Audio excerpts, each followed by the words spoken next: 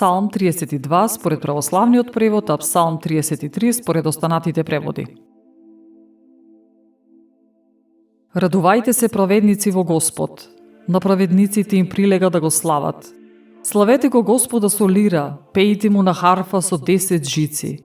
Пејте му нова песна, пејте му умешно и со восклик. Зашто словото на Господ е право и сите дела негови се извршени со верност. Тој сака праведност и суд праведен, со милоста Господова е исполната земјата. Преку словото на Господ беа создадени небесата и преку духот на устата негова сите сили нивни. Тој ги собира како во мев морските води, бездните ги става во сокривишта. Нека има страхопочит кон Господ целата земја, нека треперат пред него сите жители на светот. Зашто тој рече и тие настана, тој заповеда и се создадоа.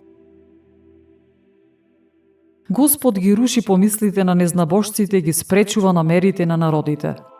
А замислата Господова вечно останува. Мислите на срцето негово од род во род. Блажен е оној народ на кој Господ му е Бог и луѓето кои тој ги избрал за наследство свое.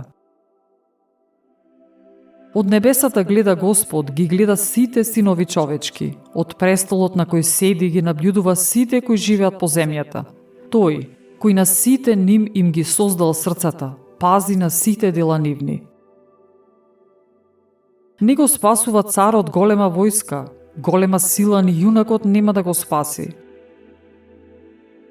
Несигурен е коњот за спасување, со големата сила своја не може да избави.